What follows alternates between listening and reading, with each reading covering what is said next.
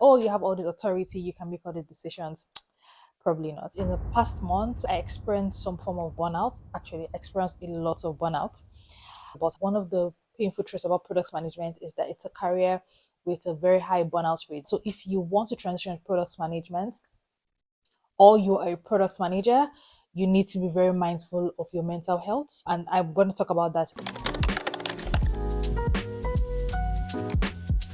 Here are some of the very awkward truths and sad truths about product management that they don't really tell newbies about.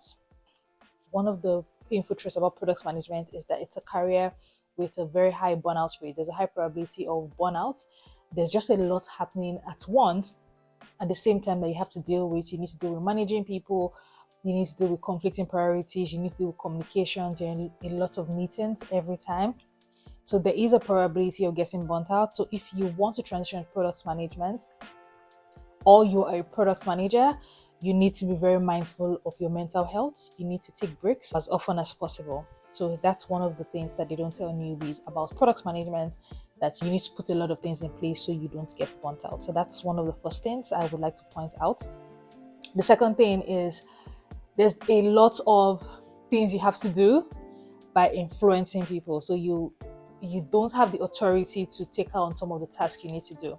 So that's something else that a lot of products people are not prepared for. They come into the role, think that they can make all the decisions, but at the end of the day, you're probably not the one making the decisions, especially if you're in a bigger company where decisions are made as a team or decisions are made from management. So that's something you need to be prepared for. You might be working on a product where you're not the one calling the shots, you're not the one making the decisions, and you have to decide if that's okay for you or you would like to transition into something else.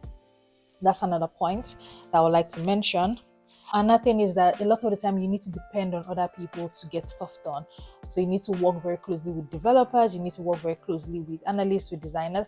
And it's very nice if you're a collaborative person, but if you're the kind of person that wants to just sit down and just get things done, especially when the people on your team are not getting it done at the time when you want them to, this is something you need to learn to deal with, or you need to get strategies to manage properly.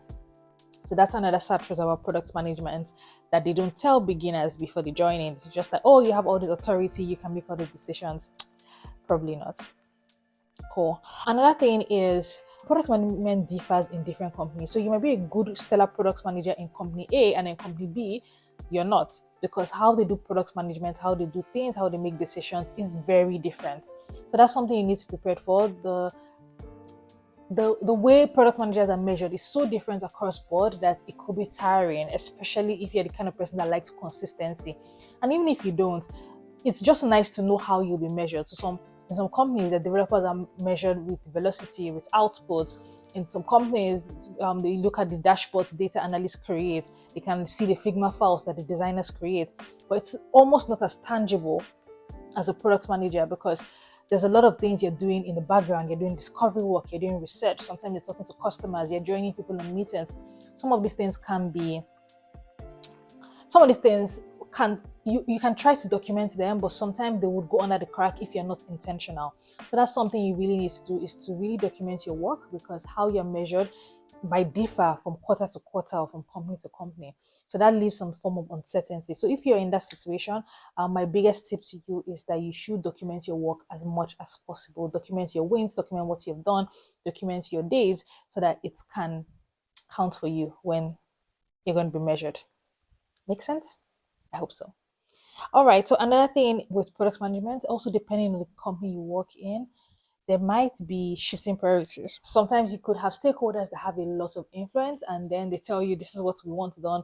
We have a client that's going to make us this amount of millions, and then that's what your focus is going to be on. Or sometimes you might have company where it's called HIPPO, highest person's paid opinion, where you just have to deal with that as a product manager, and it can be very demoralizing because you're in that role because you want to use all of the strategies, the data, the facts to make the best decisions for the user and also for the business.